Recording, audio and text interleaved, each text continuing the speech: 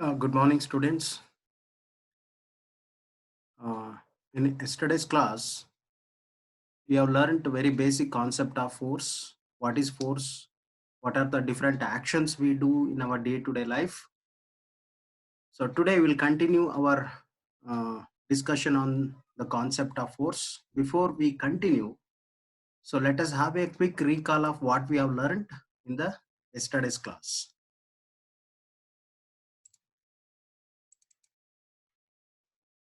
So first, what we did in the yesterday's class, we made a list of different actions we use in our day-to-day life. So we close objects, that is doors and windows. We open the doors and windows. Sometimes we shut the door, okay, with hard force. Then we hit the objects. So we hit the objects, then we throw the objects, we catch, we lift, okay, we make the objects to fly. Then we take the objects slowly down, that is lowering, then pushing. So most of the times we do this action, that is pushing. We push the objects, then we pull, then we pick the object, okay, picking, then punching, okay, then drawing, flicking, etc. Still many more actions we do in our day-to-day life. We can classify all these actions that we do in our day-to-day life either as a push or as a pull. Yesterday in detail we learned what is a push, what is a pull. These are two different forms of a force. Both in push and pull we apply the force, we exert the force on the object. What happens in push? In push, object moves away from your body. Suppose you are exerting a force on the object. After that push, the object moves away from your body. Again in pull, what happens? So when you apply the pulling force on the object comes towards your body. It moves towards your body. That is the main difference between push and pull. Okay, I have grouped all the actions either as push or as pull. Here I have grouped all these actions. So yesterday I had given this activity assignment to you to group these actions and either as push or as pull. Fine. Closing or shutting, both are of same.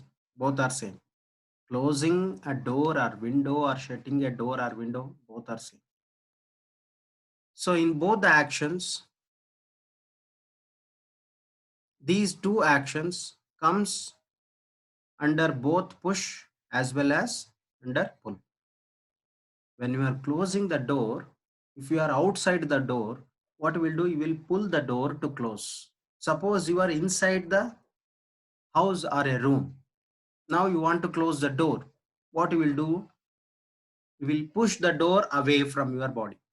So closing or shutting comes under both push or pull. Okay. Next, opening also. Suppose you are outside and you want to open the door. So you are pushing the door. Suppose you are inside the house and you want to open the door now. So what you will do? You will pull it, okay, towards your body. So you can open a door or window door or door either by pushing or pulling. You can do both the actions. So opening or closing comes under both push as well as under pull. Hitting. Hitting. When you hit the ball, it flies away from your body. So it comes under push. Then throwing also. Lowering. Yes, you are taking the object away from your body. Gradually downward. Pushing. Yes, of course. Punching. Yes. So when you punch something, the object on which you applied the punch, so is moved away from your body. Flicking, the batsman flick the ball, so gives the direction to the ball away from his body. So when you come to a pulling action, closing, shutting, opening, catching. So when you are catching, actually you are stopping the ball away. Fine. Lifting, yes, when you are lifting a bucket of water from the well, okay, the object is moving towards your body. So then pulling, picking, when you are picking something, so you are taking that object towards your body. Then drawing also, opening a drawer, drawing. In order to open the drawer, drawing, so you should take that drawer towards your body. Sometimes we use this action drawing to lift the water from a well, drawing a bucket of water. Fine. Now all these actions, force is being applied on the object. So therefore, force is defined as either push or pull on an object. You need not to define force as picking, force as drawing, force as punching, force as flicking, because all these actions either comes under push or pull. You take any actions, I can group that action either under pull or under push. So finally we define the force either as push or pull applied on an object or on an object. Okay, so I hope you have completed the activity, that is activity number 11.1. So in that there are 7 situations, day-to-day life situations are given. So and you are asked to identify different actions and group them as a push or as a pull. So yesterday I took first 3 and I solved. So remaining 4, I hope you have solved it. Okay. So motion imparted to the object is due to the action of force. So previous year, we have studied about motion, moving objects. What causes the motion of an object? Force exerted on the object causes the motion of the object. A football kept on the ground, if you don't apply the force, that football remain in the same state of rest. If you apply the force in the form of a kick or in the form of a push, then the ball displaces, moves from one position to another position. So that is called motion. So in order to cause the motion in an object, what is required? Force is required. So unless you exert the force on the object doesn't move. Okay, to lift the duster, we need a force. To write on the board, we need a force. So to take our body from the school building to hostel, we need a force. So for everything, we need a force. So force causes the motion. Okay, in today's class, we are going to study the second subtopic. Forces are due to an interaction. Forces arises due to an interaction. Interaction. Action between two objects, that is called interaction. So do interaction. When I say do interaction, interact with your friend, interact with your teacher. Okay, we use this term interaction, okay, to express do some action between two objects, okay, with other object. So it always takes place between two objects. So forces arises due to an interaction. Force comes into picture because of interaction between the two objects. If there is no interaction between the two objects, force cannot comes into picture. Force doesn't arise. So we'll take some examples and try to understand how force comes into picture because of interaction between the two objects. So why a single object cannot arise the force? So interaction between two objects produces force. Okay, fine. A force is a push or pull upon an object resulting from the object's interaction with another object. Whenever there is an interaction between the two objects, there is a force upon each of the objects. Forces only exist as a result of an interaction. Okay, here is an example. A man is just standing behind a stationary car. What do you mean by stationary car? A car which is at rest, that is called stationary car, not moving. This car is with a dead battery. Its battery is dead. So, in order to start the car, the person has to push from behind. So, he's just standing now. He's not applying any force on the car.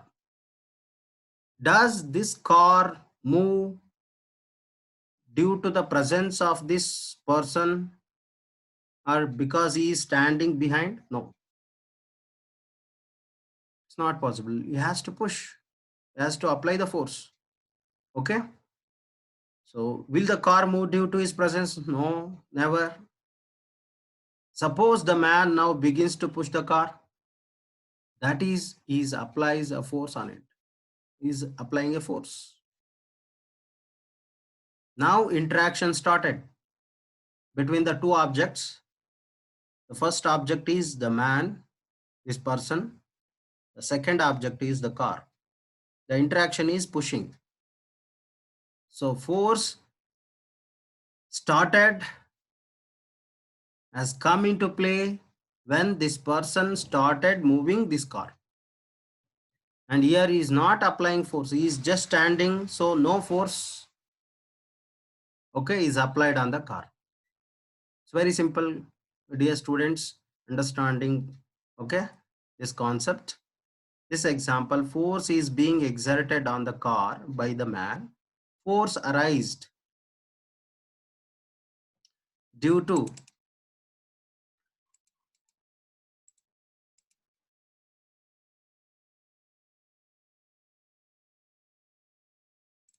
okay, the force aroused due to interaction between two objects such as car and the man. Okay, fine. We'll take the example number 2. In this example, both the girls appear to push each other. The two girls are appear to push each other. The girls in this situation shown here are applying force on each other. So you can consider, see, she is the first girl and she is the second. First girl is applying force on the second. In turn, second girl is also applying force on the first. Both are applying force on each other. So there is an interaction between the two girls because both are applying force. Here, students are playing the game tug of war, game tug of war game. Both the teams are pulling. Both the teams are pulling the rope at towards their team.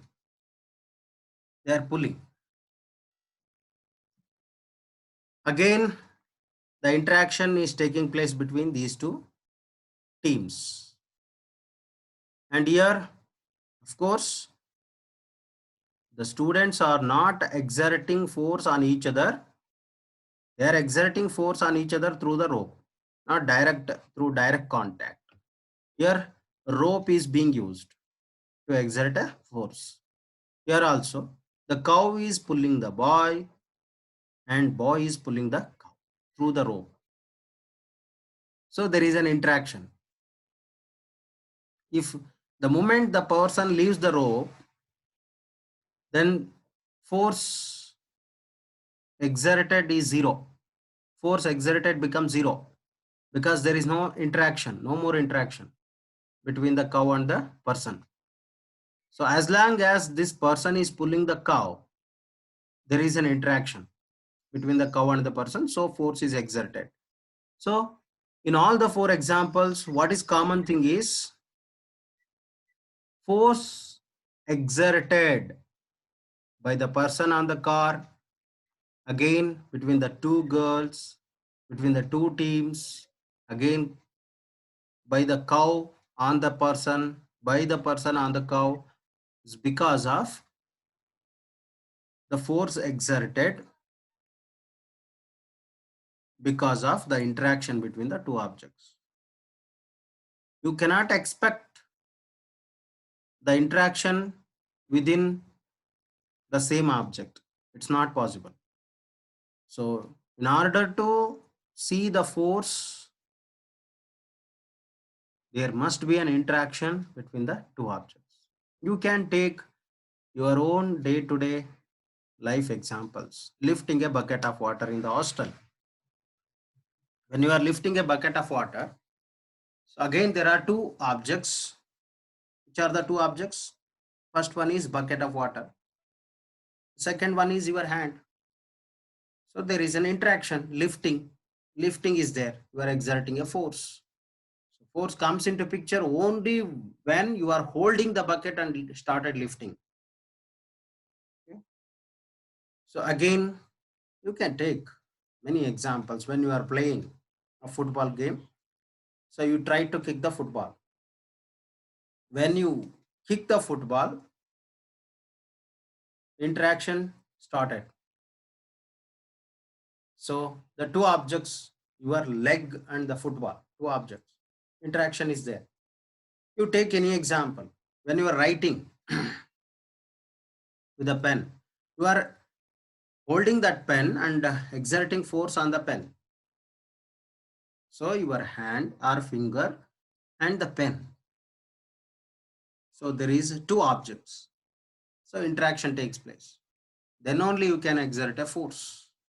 Like this, you can take any examples of your day-to-day life and try to find out the two objects in between interaction takes place. You take one situation and find out the two objects in between interaction takes place. And what is the interaction? Whether it is writing, pulling, pushing, closing, lifting, whatever it is, kicking, hitting. Okay, all these are interactions. Okay, I hope you have understood the concept of interaction between two objects always leads to the force. Force comes into picture only when there is an interaction between the two objects. One more thing. At this point of time, you supposed to learn one more important concept, that is agent and object. What is agent and what is object when there is an interaction between the two objects?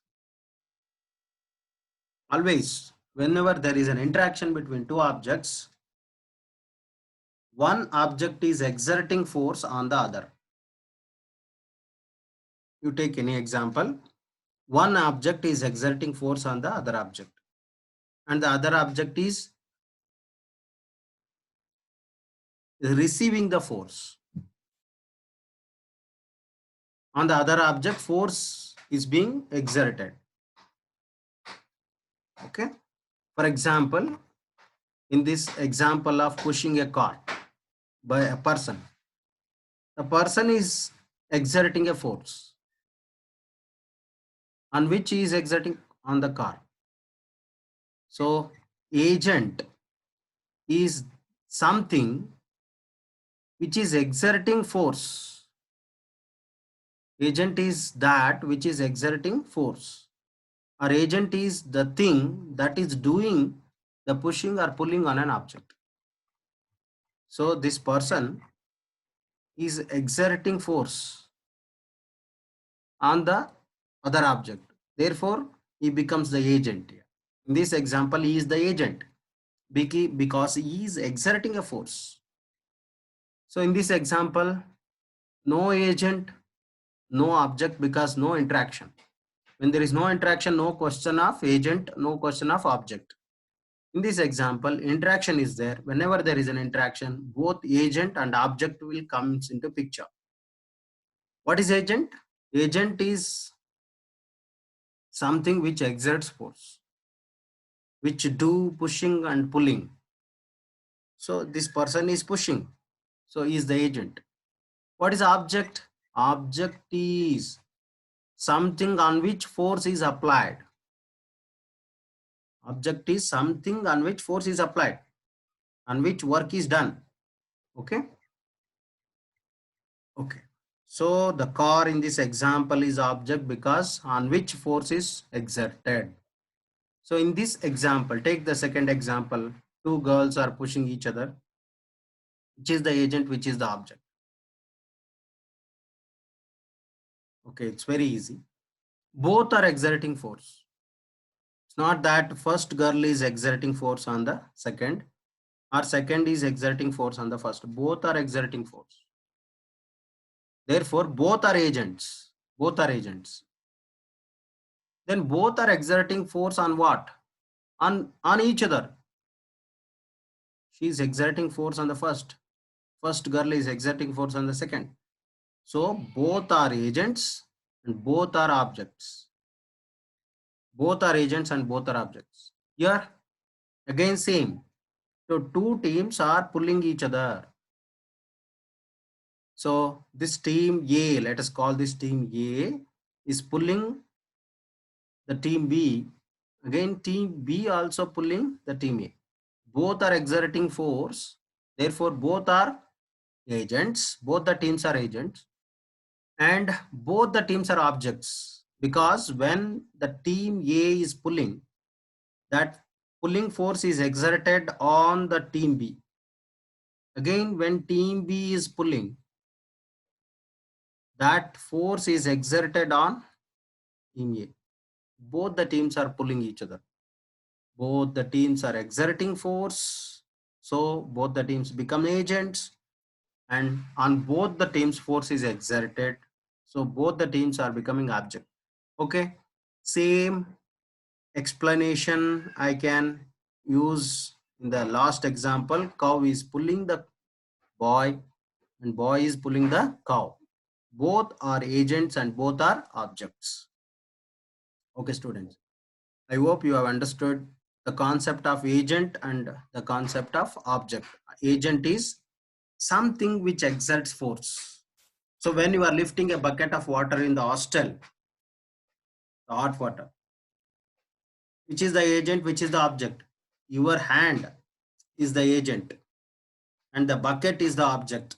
When you are kicking the football, which is the agent, which is the object? Your leg is the agent because leg is exerting force on the football. Football is the object.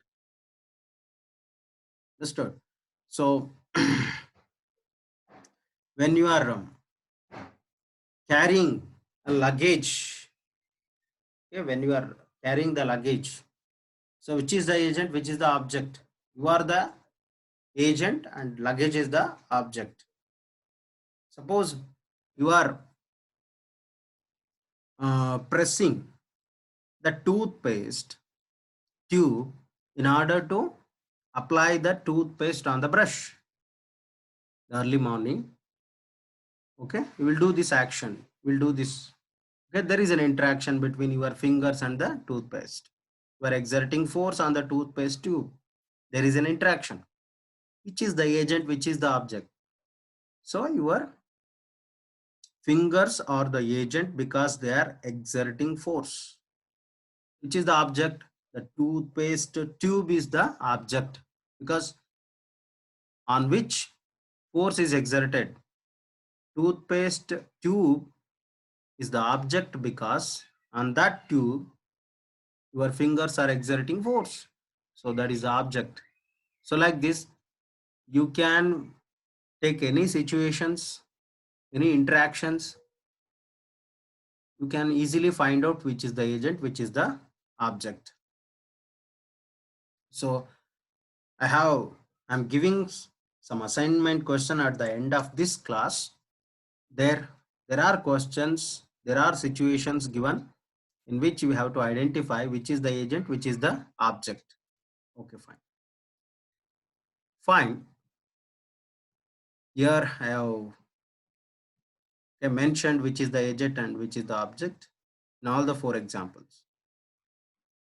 Okay, I'm taking the next subtopic of this lesson, that is exploring forces. Exploring forces means knowing much more about the forces. What is the nature of the force? When forces are applied on the object, what happens? So knowing, okay, deeply, much more about the forces. That is called exploring forces. Fine. We are going to learn when force is exerted on an object, what happens. So we'll take one example and try to learn. Choose a heavy object like a table or a box. Yes, here is a box, heavy box. A student is pushing the box in this direction. But the box is heavy. In spite of his lot of effort, the box is not moving. So what you people will do when the box is not moving? Okay, you are asking your friends help to move the box. So now your friend and you both are trying to push the box. So your friend is helping you.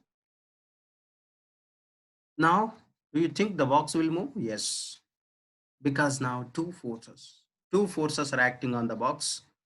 In the first case, only one force, that is your force, your muscular force.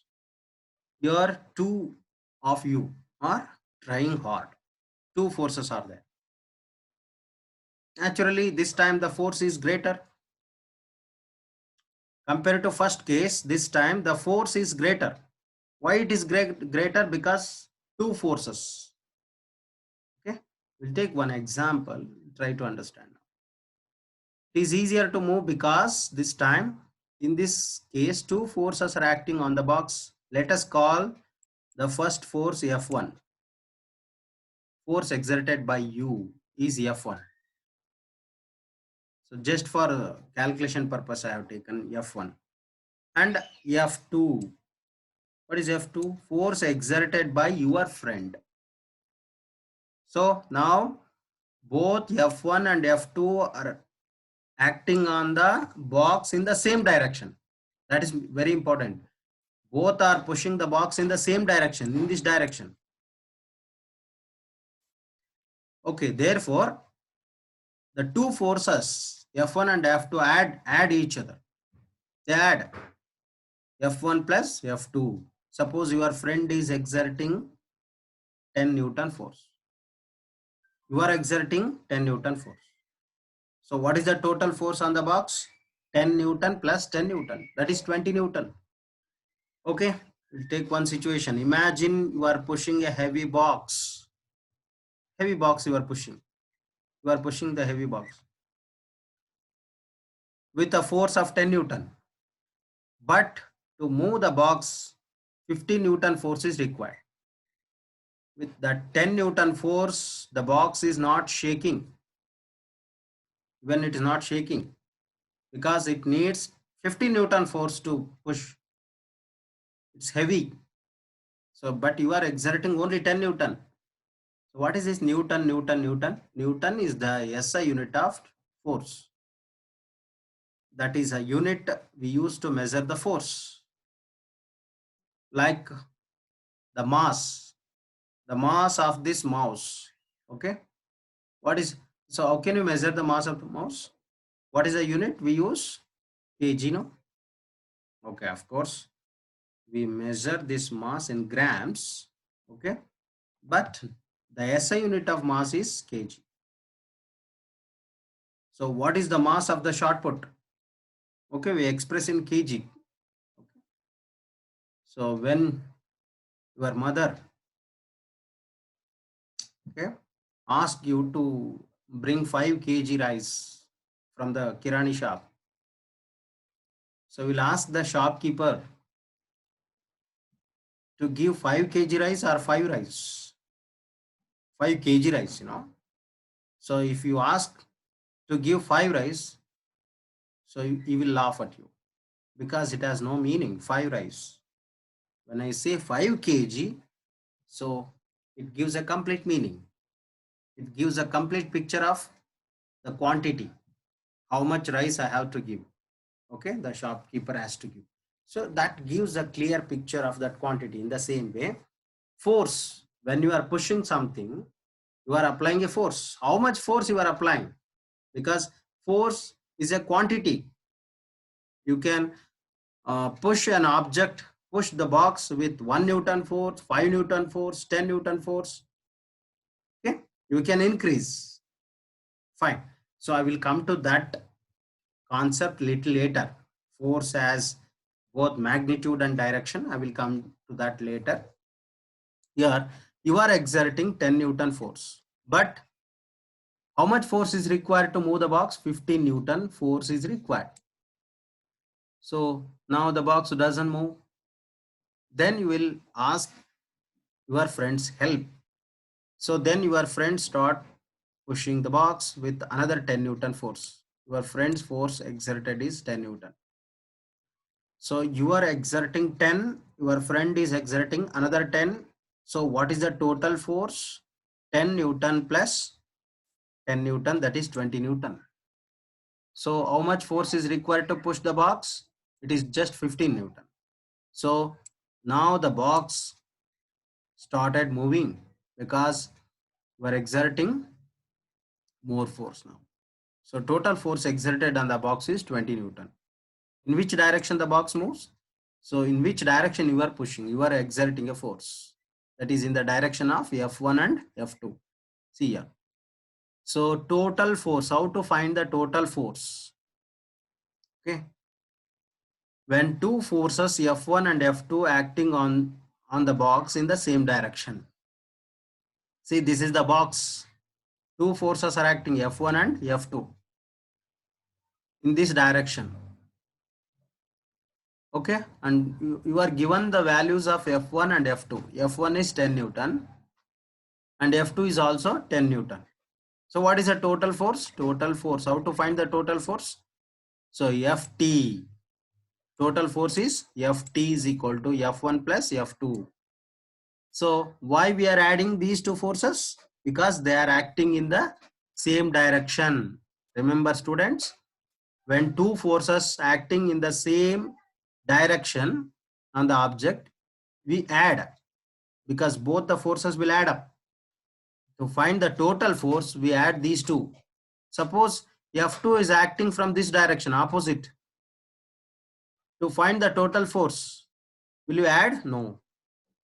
So then we have to subtract. That I will take next after this. So when two forces, remember, when two forces are acting on the object in the same direction, to find the total force, we have to add both. If through three forces are acting, now two forces are acting, you bring one more force, F3. Three forces are acting now. So what is the total force? Ft is equal to F1 plus F2 plus F3. So we have to add because they are acting in the same direction.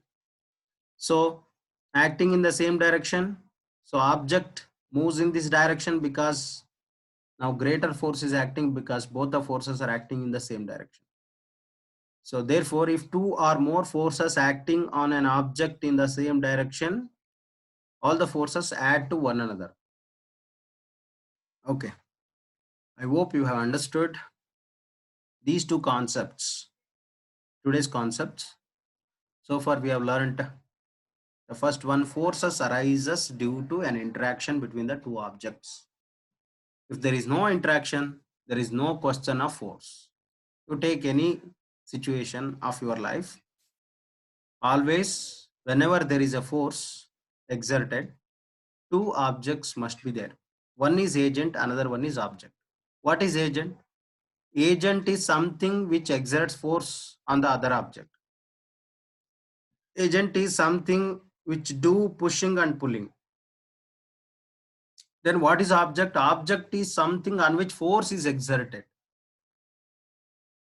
On which force is exerted. So that is all about agent and object. Next, second subtopic is exploring forces. So in exploring forces, still other two concepts will come. So today I have taken only one concept, that is when two or more forces acting on the same object in the same direction, then what is a total force? Total force is the sum of all the forces acting on the object. The sum, this is the sum. F1 plus F2 is nothing but sum. I have added, okay, sum of the two forces, because here two forces are acting. So I have taken sum of two forces. If three forces are acting, imagine three forces are acting. What is the total force? Become plus F3. So F1 plus F2 plus F3. So sum of three forces. If four forces are acting, the sum of all the four forces. If n forces are acting, don't know what is n. N may be any number. Okay. So it is the sum of all the n forces. So fine. Okay. Here are some assignment questions of yesterday's class and today's class. It's very easy. So okay, you keep a separate fair book for physics. Okay, separate fair book. You have to write the notes in a separate fair book, notes book. This is an assignment book. Keep two books. Students, keep two books. One is for fair, to write the notes. Okay. So second one is to write the assignment. Okay. This is assignment book. Well, you're supposed to answer these 5 questions in the assignment book. Remember, I am telling again and again. So keep two books. One is for notes, writing notes, fair. The second one is assignment book. So be regular, complete today's work today only. So when you come to school, the first day only you have to submit your fair book as well as notebooks for correction. So you cannot escape.